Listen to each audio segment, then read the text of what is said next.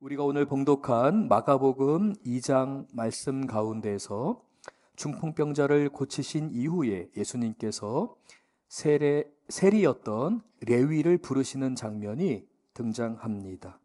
저는 오늘 본문을 통해서 레위의 감동적인 회심 사건을 다루기보다는 레위를 향해서 부어주신 그 하나님의 은혜, 예수님의 그 사랑, 구원의 은혜를 함께 성도님들과 살펴보고자 합니다. 우리에게는 자격이 없습니다. 우리에게는 구원받을 만한 어떠한 조건도 없어요.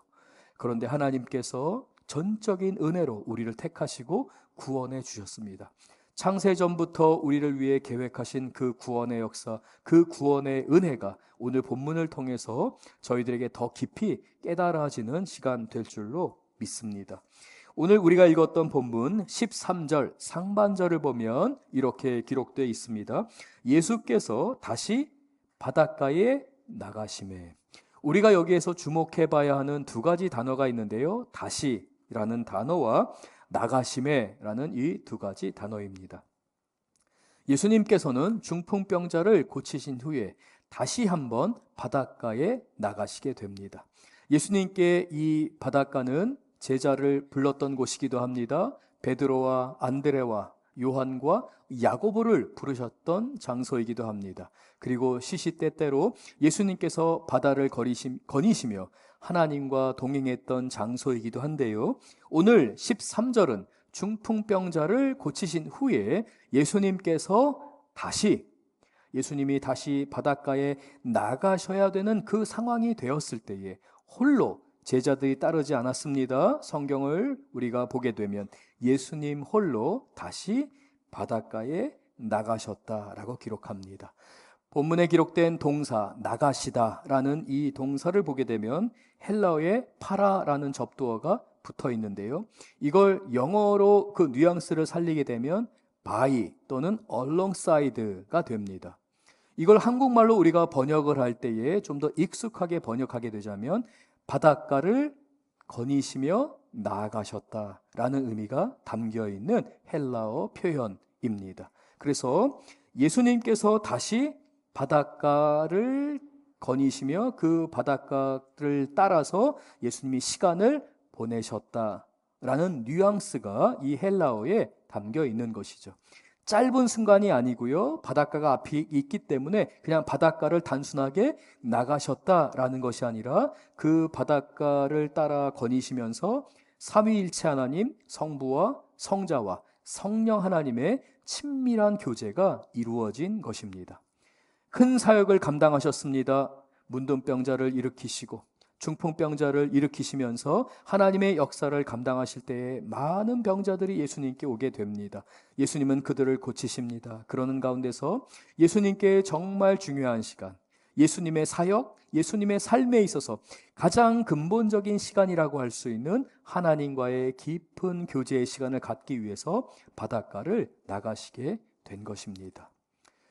우리의 삶 안에 우리가 때로는 일을 집중하고 열심히 어떠한 사역을 분주하게 그리고 일에 쫓기면서 집중할 수 있습니다. 그리고 나서 반드시 우리는 그저 지친 상태로 머물러서는 안 되고요. 예수님과 같이 하나님께 나아가야 합니다. 하나님, 이 과정을 통해 이러한 사역을 통해 그리고 제가 했던 직장에서의 삶을 통해 오늘 저에게 말씀하시고자 하는 것이 무엇이 있습니까? 예수님, 제가 예수님 안에서 혹시 돌이켜야 하는 저의 삶이 있다면 떠오르게 해주십시오 라고 주님께 기도하는 시간, 주님께 함께하는 시간이 우리에게 반드시 필요합니다. 그러지 않으면 우리는 얼마든지 교만해지고 얼마든지 자기 중심적인 삶을 살 수 있기 때문에 그렇습니다. 예수님과 같이 하나님과 동행하는 시간을 가질 때에, 하나님과의 친밀한 시간을 가질 때에 우리의 교만이 꺾이게 됩니다. 예수님, 제가 혹시 잘못 선택한 것은 있지 않습니까? 예수님, 제가 예수님이 기뻐하시는 일을 어떻게 준비할 수 있습니까? 그 기도의 시간, 하나님과 동행하는 시간을 통해서 우리 스스로를 돌아볼 수 있게 됩니다. 이와 같이 일을 마친 후에 그리고 일을 시작하기 전에 분주함으로 시작하던가 아니면 긴장된 상황 가운데서 우리의 계획에만 파묻히고 우리의 노력에만 파묻힌 상태에서 일을 할 것인가? 아니면 그러한 일을 충성스럽게 우리가 감당하지만 우리의 마음의 상태, 우리의 영혼의 상태만큼은 하나님의 말씀을 묵상하고 하나님을 의지함으로 할 것인가는 천지 차이입니다. 굉장히 큰 차이가 있고요. 하나님의 지혜와 은혜의 부르심에도 큰 차이가 있습니다.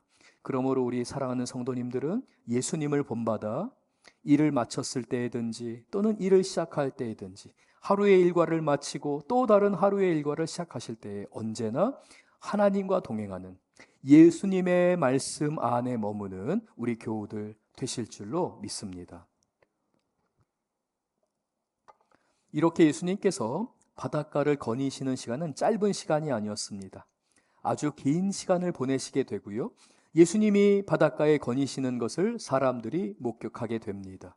예수님께서 바닷가에 계신 소문이 돌기 시작하죠. 그러자 사람들은 다시 한번 마음이 동하기 시작합니다. 마음이 움직이는 것이죠. 335 무리를 지어서 우리 예수님을 만나러 가자. 하나님 말씀 들으러 가자. 예수님께 우리의 기도 제목을 아뢰드리러 가자. 아픈 사람 없는가? 병자들이 없는가? 우리 예수님께 가서 기도받자. 라고 하며 큰 무리들이 따라오게 됩니다. 그래서 13절 하반절을 보면 큰 무리가 나왔거늘 예수께서 그들을 가르치시니라 라고 말씀합니다. 긴 시간을 바닷가를 거니신 예수님, 사람들이 한 사람 한 사람 오는 것을 마주하게 됩니다. 예수님께서 처음에 그 무리들이 한 사람 한 사람 몰려오며 큰 무리들이 몰려오는 그 시간 동안에 사람들을 거절하지 않으십니다. 하나님과의 깊은 교제 가운데서 예수님은 사람들이 다가올 때에 방해하는 사람들로 여기지 않고 불쌍히 여기시며 그 사람들이 다가오는 것을 맞이해 주셨습니다. 저는 사실 이 말씀을 준비하고 설교를 묵상하고 준비하는 가운데 주님 앞에 좀 회개했던 장면이 여기에 있습니다. 제가 말씀을 준비할 때나 또는 제 개인적으로 어떠한 계획들을 했을 때 우리 성도님들이나 우리 동역자들이 저에게 노크를 하고 저에게 목사님 시간이 있습니까? 라고 물어봤을 때 내가 어떻게 반응했는가를 살펴보게 됩니다. 제가 최근에 우리 성도님들께 들은 여러 이야기들 중에 정말 나는 그런 사람 아닌데 그러시면 안 되는데 라고 하는 게 있습니다. 그거는 목사님이 바쁘셔서 목사님 방해될까 봐 전화하지 않았습니다. 문자하지 않았습니다. 연락드리지 않았습니다. 라는 그러한 고백을 들을 때에 너무 많이 뉘우치게 되고 나는 절대 그런 사람이 아닌데 하나님이 나를 종으로 부르셨고 나는 우리 성도님들을 섬기기 위해 있는 사람들인데 때로는 우리 성도님들이 저를 섬기는 것 같아서 마음이 너무 아플 때가 있습니다. 혹여라도 제가 주님 앞에 나갔을 때 책망받지는 않을까라는 두려운 마음이 들기도 합니다.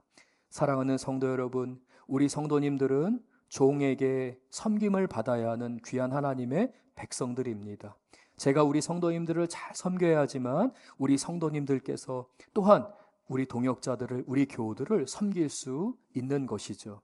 저는 우리 장로님들, 우리 권사님들, 집사님들을 뵐 때마다 얼마나 존경하는 마음이 드는지 몰라요. 섬기고자 하고 늘 낮아지고자 하고 늘 다가가고자 하는 우리 귀한 중직자들을 보면서 저 역시도 우리 성도님들에게 예수님과 같이 언제나 맞아주시고 언제나 필요가 있을 때 다가오는 하나님의 종이 되길 원합니다. 기도하게 됩니다. 우리 귀한 성도님들께서 저를 대하실 때에도 언제나 주님의 종으로서 주님 맡겨주신 사명을 잘 감당하는지 늘 감시하면서 기도해 주시기를 부탁을 드리겠습니다. 우리 모두는 예수님의 이 성품을 본받아야 합니다. 사람들이 예수님께 몰려왔습니다. 그러자 예수님은 기쁜 마음으로 그들에게 하나님 나라의 복음을 가르치셨습니다. 이 가르치는 시간도 짧은 시간이 아니었습니다. 환영해 주시고 그들에게 1시간, 2시간, 4시간 오랜 시간이 지나도록 예수님은 하나님 나라의 복음의 진리를 가르치셨습니다. 말씀 듣기를 원하는 사람들을 외면하지 않으신 거죠.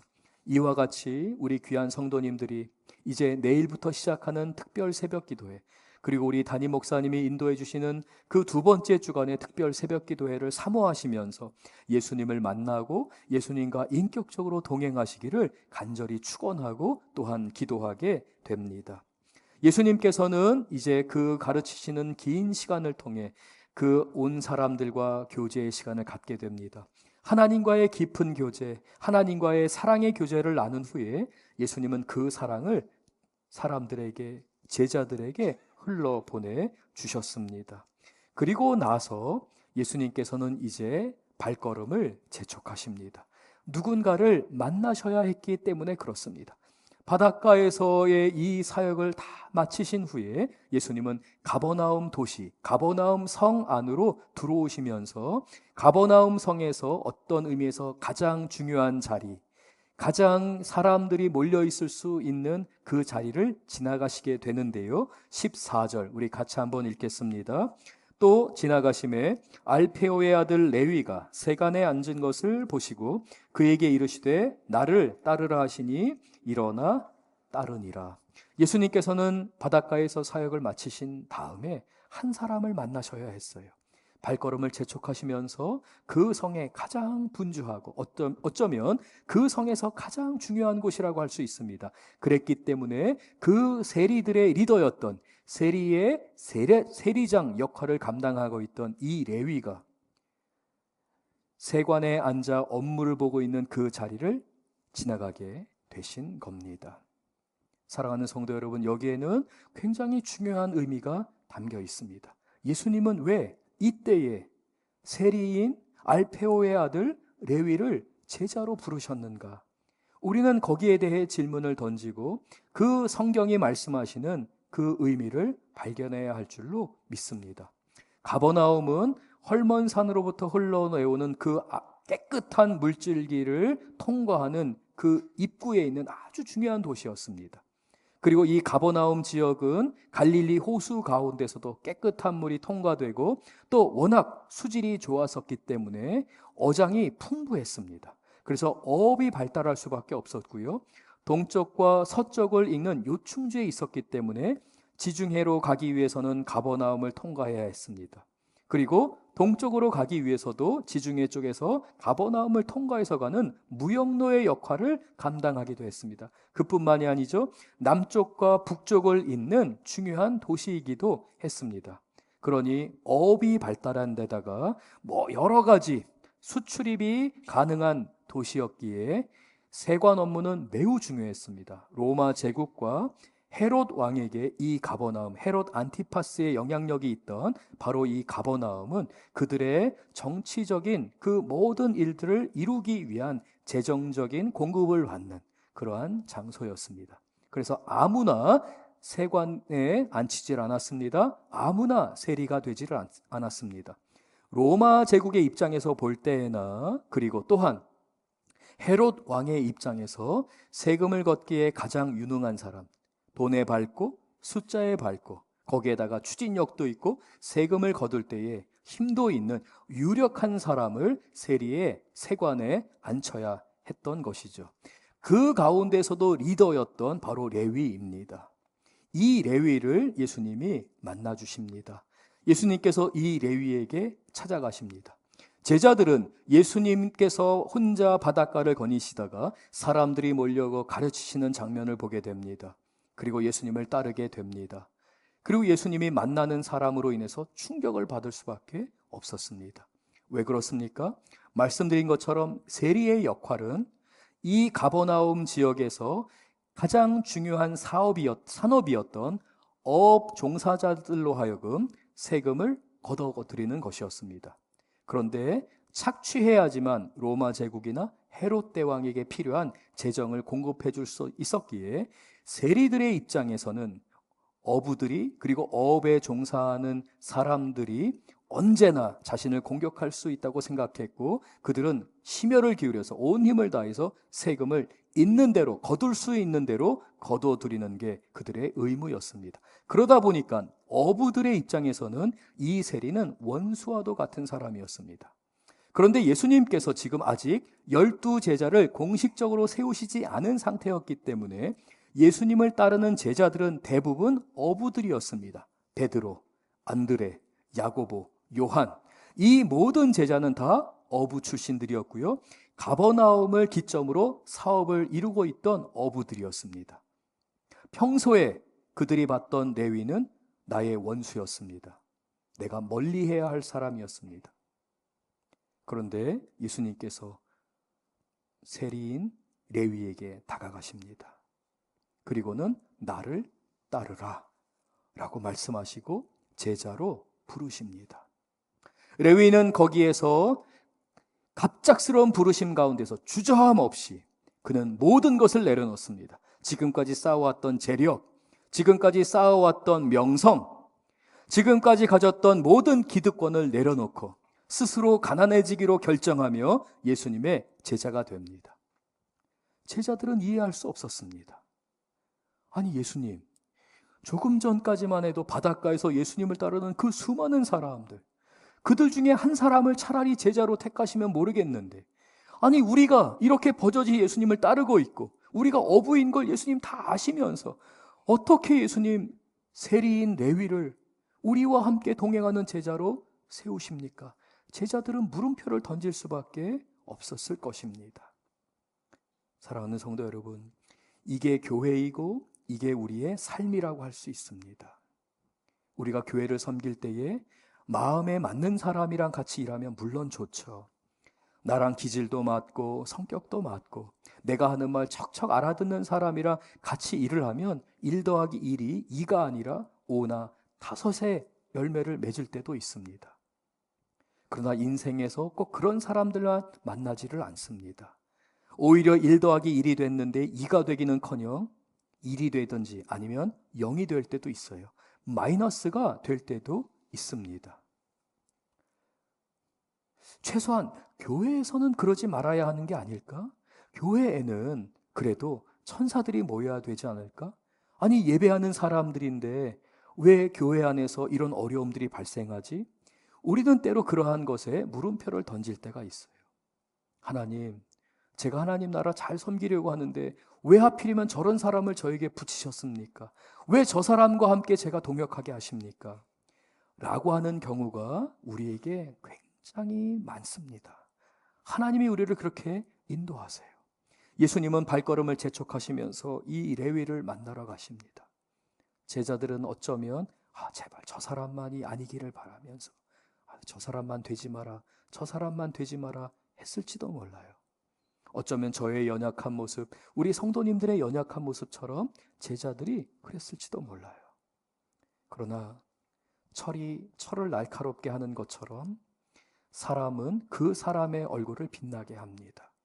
예수님은 우리를 빚어가실 때에 예수님은 우리의 교만이 꺾어지고 1 더하기 1이 세상의 관점에서는 2 또는 5, 10만 되면 야 너무 잘 됐다 이렇게 여길 수 있잖아요.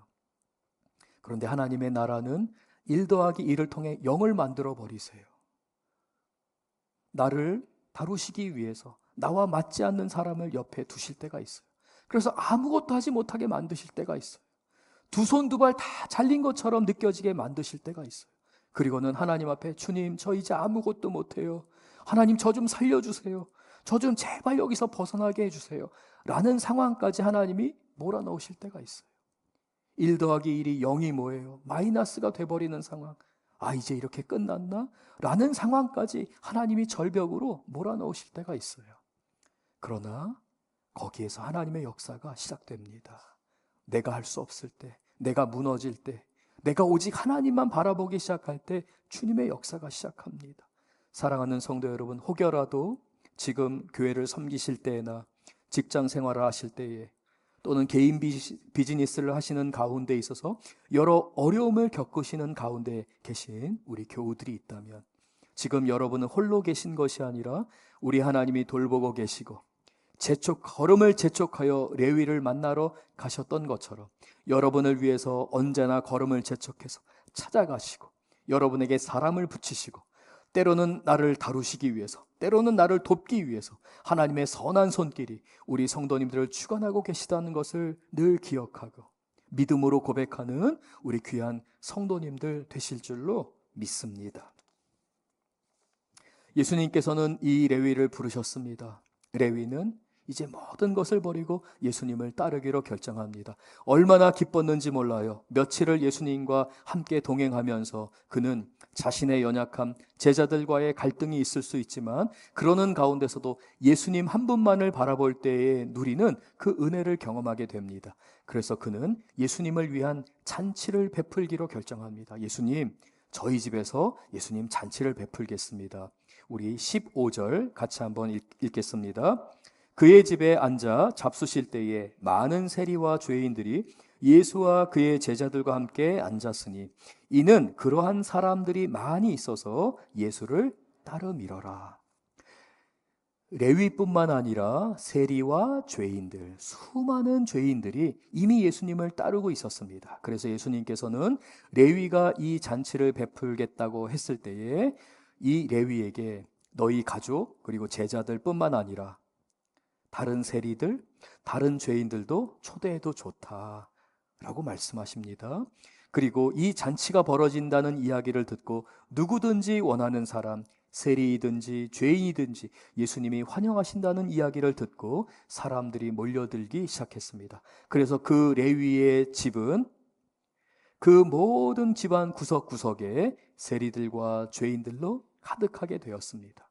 그 죄인들에게 웃음이 찾아오게 됩니다. 용납이 찾아오게 됩니다. 예수님의 사랑이 흘러가게 됩니다. 특별히 15절에 예수님께서 그 집에 들어가 앉아 잡수실 때에 라는 이 표현은 흔히들 유대인들이 명절이나 중요한 식사 자리가 있을 때는 비스듬히 누워서 식사를 하게 되거든요. 이건 명절에 행하는 표현입니다. 예수님께서 이 잔치를 마치 유대인들의 명절과 같이 자신을 의탁하셔서 그 죄인들의 무리 안에 자신을 들이셨다, 자신을 놓으셨다라는 의미가 됩니다. 그리고 예수님은 그 많은 사람들, 그리고 죄인들, 제자들과 함께 앉으시며 그들과 교통하시고 교제하셨습니다. 맞아주신 거죠. 환영을 한 것입니다. 예수님은 이와 같이 우리의 선한 목자가 되십니다. 우리 성도님들 한 분 한 분에 대해서 예수님은 결코 거절하지 않으십니다.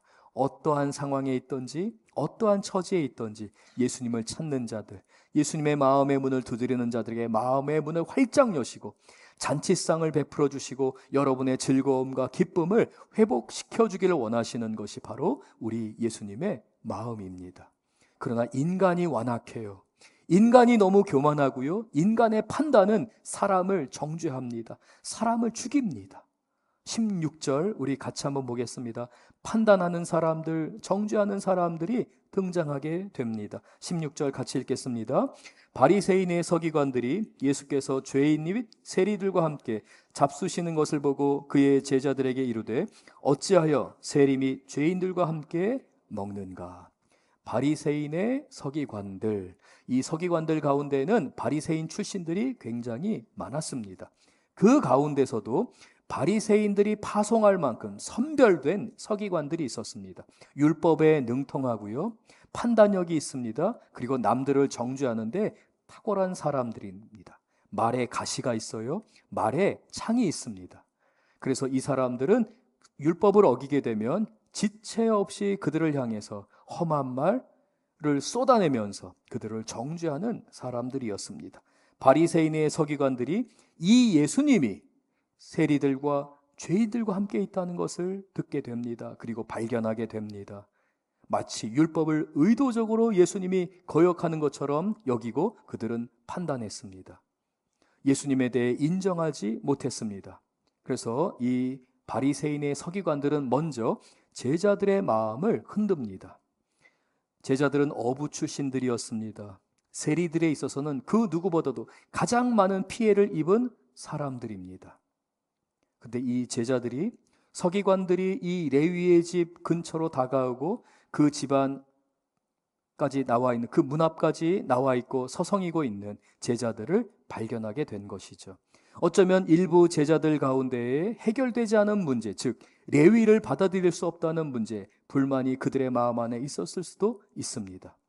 이 바리새인의 서기관들은 자신들의 불만, 그 정죄를 예수님에게 직접 한 것이 아니라 서성이고 있는 제자들에게 다가가서 제자들에게 이렇게 말합니다. 어찌하여 세리 및 죄인들과 함께 먹고 있는가? 여러분 참 우리가 인생을 살면서 이렇게 경험하게 되는 것 가운데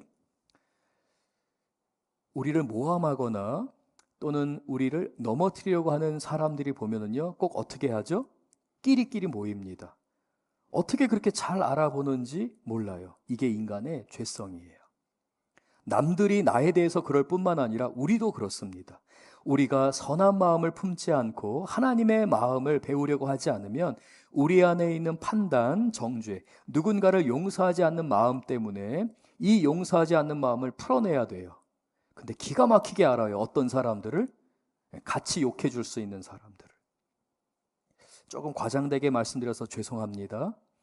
이게 우리의 죄성 때문에 그런 거거든요. 조심해야 되는 겁니다. 이 바리새인의 서기관들이 제자들에게 이렇게 말함으로 인해서 제자들은 사실 갖지 않아도 되는 악이 갖지 않아도 되는 판단을 하게 됩니다. 정죄하는 마음을 갖게 되는 거죠. 결코 이 마음을 자연스러운 마음으로 우리 석천제일교회 성도님들은 여기셔서는 안 됩니다. 저도 마찬가지입니다. 때로는 제 감정과 제 분노가 올라오게 되면 당연히 화내도 돼. 당연히 이런 말을 해도 돼. 당연히 사람들에게 이렇게 좀 이야기하면서 저 사람에 대해서 좀 나쁜 말을 해줘도 돼. 그래도 싸. 라는 마음이 우리 안에 자리 잡는 게 사실입니다. 그러나 우리의 마음은 하나님의 성전이기에, 하나님이 다루시는 마음이기에 주님, 제가 해서는 안 될 생각을 하지는 않는지요. 하나님, 제가 혹시 이 말을 하거나 이 행동을 해서 하나님 기뻐하셔야 되는데 하나님 기뻐하시지 못하게 하는 것은 아닌지요. 우리가 묻고 주님 앞에 성장하는 우리 귀한 교우들 되실 줄로 믿습니다. 예수님께서는 이 상황을 간파하셨습니다. 꿰뚫어 알고 계셨습니다. 그래서 예수님께서 이 바리새인의 서기관들에게 그리고 제자들에게 함께 그 자리에 있는 사람들에게 예수님은 비유로 말씀하십니다. 17절 같이 한번 읽겠습니다. 예수께서 들으시고 그들에게 이르시되 건강한 자에게는 의사가 쓸데없고 병든 자에게라야 쓸데있느니라. 나는 의인을 부르러 온 것이 아니요 죄인을 부르러 왔노라 하시니라. 바리새인들의 입장, 서기관들의 입장에서 죄인은 어떤 사람들입니까? 정죄해야 되는 사람들입니다. 지나치다면, 율법을 어긴다면 목숨을 앗아가야 되는 사람이기도 합니다. 죄인들은 나와 함께서는 안 됩니다. 다 배척해야 합니다. 여기서 나가. 너는 여기에 있을 자격이 없어. 너는 죄인이잖아. 라고 하며 배척하는 세계관을 갖고 있습니다. 그들의 구원관은 죄인을 배척해야지만, 죄인을 거부해야지만 그래도 의롭게 되어 구원받을 수 있어 라는 잘못된 율법주의에 사로잡혀 있는 잘못된 구원관이었습니다. 잘못된 세계관이었습니다. 그러나 예수님은 어떤 분이십니까? 예수님은 죄인을 부르러 오시는 분이었습니다. 병든 자에게는 의사가 필요하다라고 하며 그 죄인을 병든 자로 진단하시고 그들을 구원하시기 위한 구원자가 필요하기에 예수님이 직접 오신 것이다 라고 말씀하고 있습니다. 사랑하는 성도 여러분, 우리는 모두 사실은 병든 자들입니다. 인생에 갖가지 많은 문제들을 안고 있습니다. 영적인 문제, 정서적인 문제, 그리고 육체적인 문제를 안고 있습니다. 몸이 병들기도 합니다. 정서적으로 교만한 마음, 바리새인의 마음을 갖고 있으면서도 자기는 의롭고 자기는 하나님을 잘 믿는다고 착각할 수도 있습니다. 제가 항상 말씀드리지만 그러한 사람들 중에 제일 대표적인 사람이 바로 저와 같은 목회자들입니다. 그래서 우리는 예수님의 말씀 앞에서 나는 예수님의 도우심이 필요해. 나는 병든 자야. 예수님 앞에 항상 나아가야 돼. 예수님을 바라봐야 돼. 우리 모두가 그렇게 고백해야 할 줄로 믿습니다. 사랑하는 우리 귀한 성도님들, 예수님은 레위를 부르셨습니다. 나를 따르라. 예수님을 따르는 그 길은요, 고난의 길입니다. 스스로 가난해져야만 하기도 하고요, 내가 하고 싶은 것을 마음대로 못하는 길이기도 합니다. 그런데도 레위는요, 그 모든 것을 다 내려놓고 따라갔어요. 왜 그랬을까요? 더 소중한 것을 발견했기 때문에 그렇습니다. 가장 가치 있고 가장 고결한 것을 발견했기 때문에 모든 것을 배설물로 여길 수가 있었습니다. 내가 세상을 살아갈 때에는 이것이 전부인 줄 알았는데 아니구나. 내가 고생하고 내가 어렵고 또 때로는 내가 스스롭게 가난하게 된다 할지라도 이러한 대가를 지불하는 것이 오히려 영광이고 축복이구나 라는 것을 보게 된 것이죠. 저는 우리 성도님들이 오늘 나를 따르라 라는 이 예수님의 음성을 듣기를 원해요. 여러분 두려워하지 마세요. 여러분 혹시 여러분 손해보실까 염려하지도 마세요. 예수님이 나를 따르라 라고 말씀하신 이 예수님의 부르심은 축복입니다.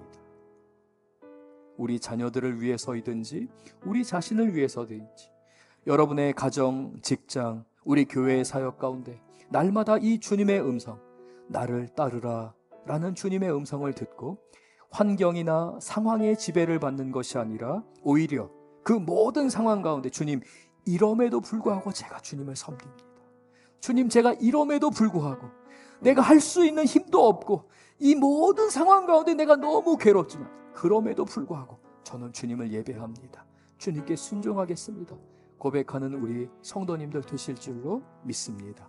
우리 말씀을 기억하면서 다 함께 일어나서 주님, 이 모든 것은 주님의 은혜였습니다. 오직 주님만을 바라봅니다. 주님 불쌍히 여기셔서 우리 병든 몸을 고쳐주시고 우리의 아픈 마음을 위로하시고 우리의 영혼이 깨어있게 하여 주시옵소서. 하나님, 아픈 교우들을 위해 기도할 때에 주님의 이름을 부르짖을 때에 주님이 역사하여 주시옵소서. 우리 간절한 마음으로 은혜를 사모하면서 함께 찬양하겠습니다.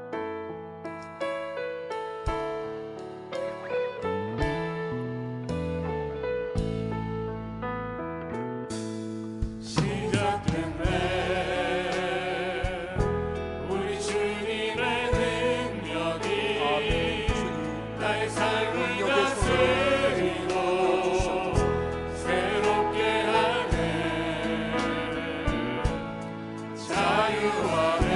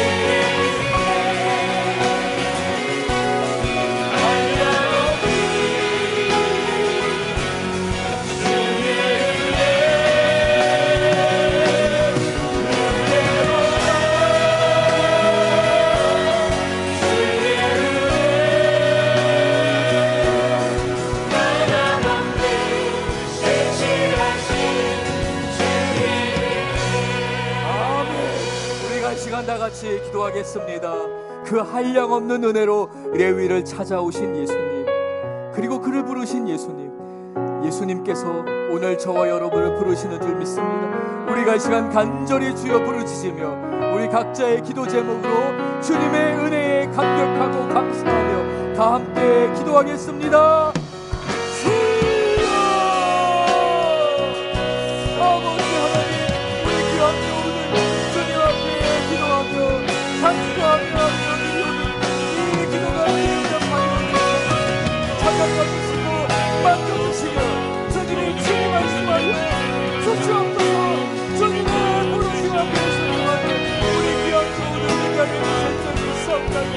나는 땅에 주신 예수님, 그 첫사랑을 회복하게 하시고 주님의 부르심을 응답하게 하시고 오직 주님의 붙들게 하여 주시옵소서. 하나님의 은혜를 부어 주시옵소서. 우리를 지키시는 분으로 주시옵소서.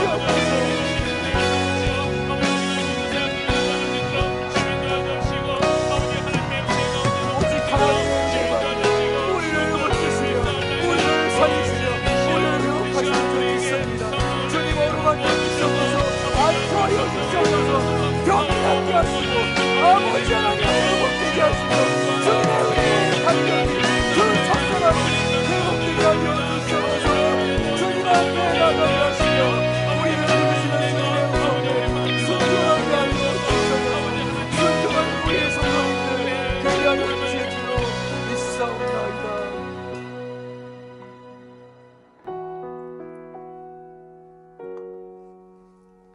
예수님, 자격이 없는 이 죄인을 향하여 발걸음을 재촉하시고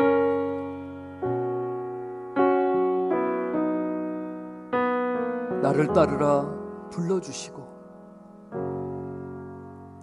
죄인을 부르러 왔다고 말씀하시며 자격도 없고 조건도 아무것도 갖추지 못했음에도 불구하고 그저 그 한량없는 은혜 안에서 하나님의 지혜를 주시고 능력을 주시니 감사합니다. 주님, 주님의 이름을 부르짖으며 기도한 우리 귀한 교우들의 기도에 속히 응답하여 주실 줄 믿습니다. 아픈 몸을 만져주시고 상한 심령을 위로하여 주시고 안아주시며 우리 하나님께서 주님 앞에 비전과 꿈을 위해 부르짖는 우리 교우들의 삶에 그 가정에 하나님이 소망을 주시고 문을 여시며 하나님의 은혜를 부어주실 줄로 믿사옵나이다. 예수님 이름으로 기도드렸습니다.